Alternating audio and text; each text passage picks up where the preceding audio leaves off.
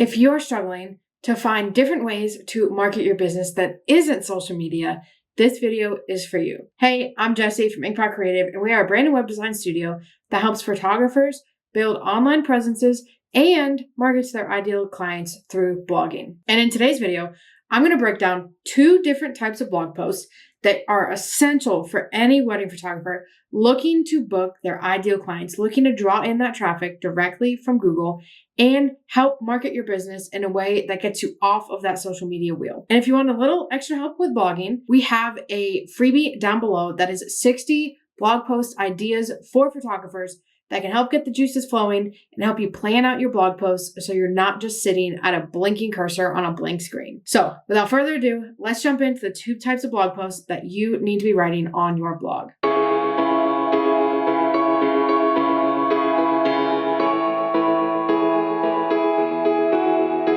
The first one is going to be education-based content.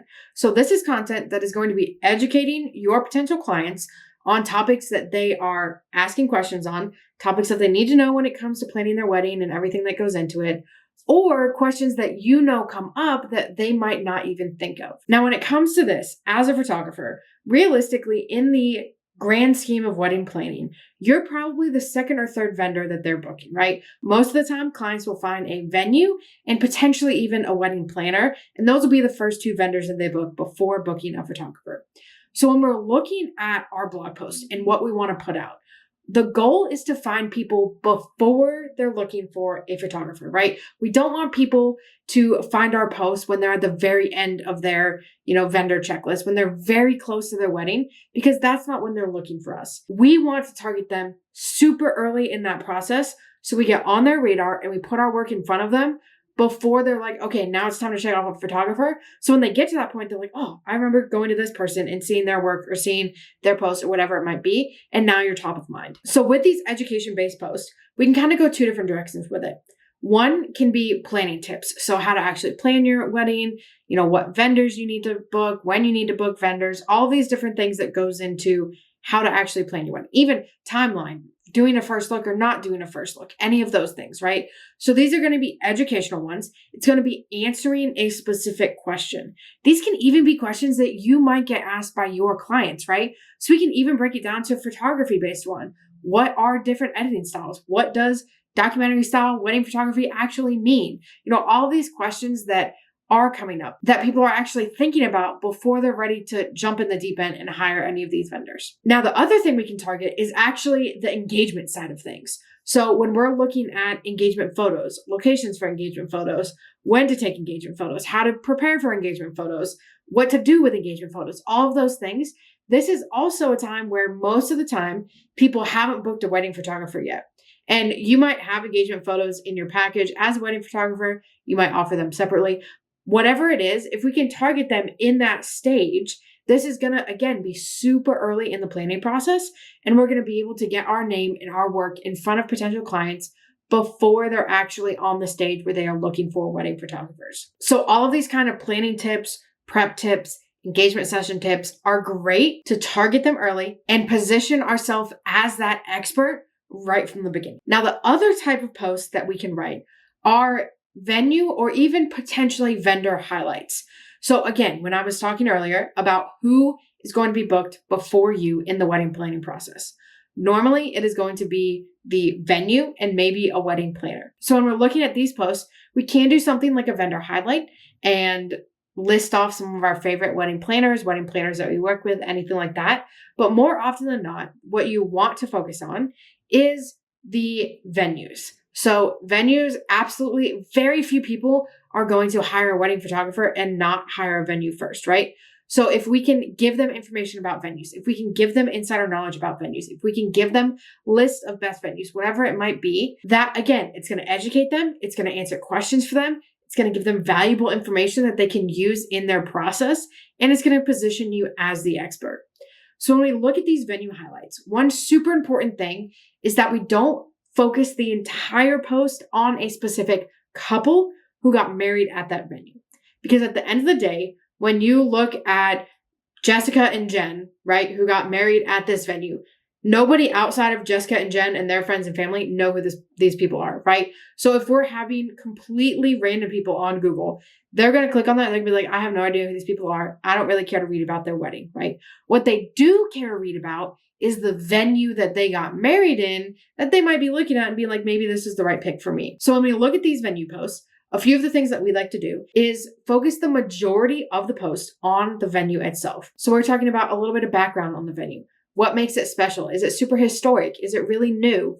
Is there anything that goes into, it's family run and it's been in the family for 7 generations and, they're really into making sure that everyone has the exact day that they want to, whatever it might be. Are there different places that we can actually pick throughout the venue? So is there a getting ready space? Talk about that a little bit. Are there multiple spots that you can pick from for your ceremony? Talk about each of them.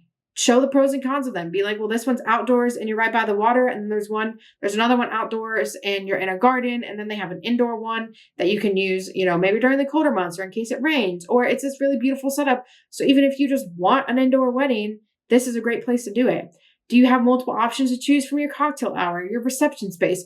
List out all of these things to kind of give people an overview of the venue and what they can expect out of it, right?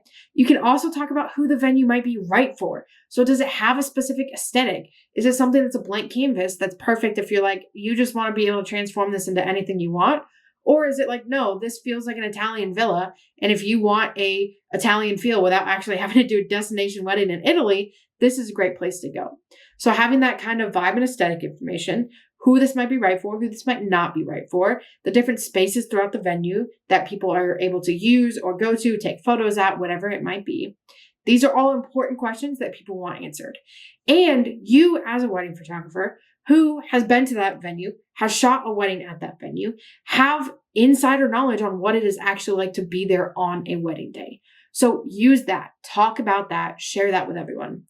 Now, I'm not saying you can't talk about your couple at all, because the other thing that can be super helpful in these posts is walk people through what a real wedding day looks like here. So in this sense, you can take your couple that had their wedding there. You can be like, okay, Jessica and Jen got ready in these suites, and then they had their wedding ceremony at this location, and then they had their cocktail hour out in the courtyard, and then they went inside for their reception, and at the end of the night, they went out to the fire pits and roasted s'mores with all their guests, whatever it might be, right? Walk them through the day and how these two people actually created the wedding of their dreams with it. Let people see what it can actually look like start to finish. Interweave your photos in here, showing off your work, showing off these specific spaces. Kind of do that show and tell, right? So when we're talking about the ceremony, show ceremony photos. When we're talking about getting ready, show getting ready photos. All of these things are going to be really great. And again, we're answering those questions. We're positioning ourselves as an expert. We're getting our work out in front of people so that they're actually able to see it before they're ready to hire us.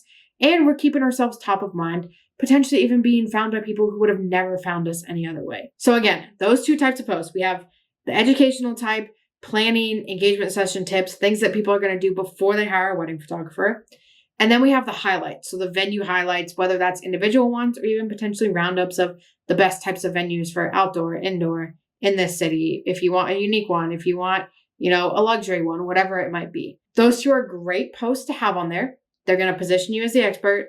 They're going to give valuable information to your potential clients, and it's going to give you space to show off your work, show off a variety of your work, all of your different, your different editing style, or how you actually capture the day, the different places that you've been, the different lighting that you work with, anything like that.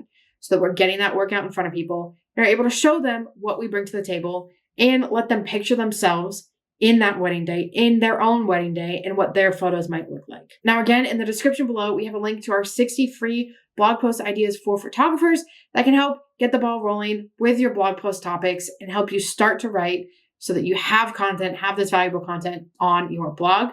We do also have a done for you option called Back Pocket Blogger. This is our blogging service where we will write 2 posts a month for you. We'll SEO optimize it. You'll get feedback on it. We'll do all of the background work for you and help track your analytics so you can see how these posts are actually working for you. So if you want more info on that, click the link below, go to our website, check out Back Pocket Blogger. Leave a comment if you have any questions. Hit us up on Instagram at Inkpot Creative. You can DM us. We'll be sure to answer anything. But at the end of the day, these blog posts can be a game changer for your business. They can be resources that you can use and send to other people, and they can be resources that allow people to directly find you without having to chase after them. As always, be sure to hit that like and subscribe button, and we'll catch you in the next one.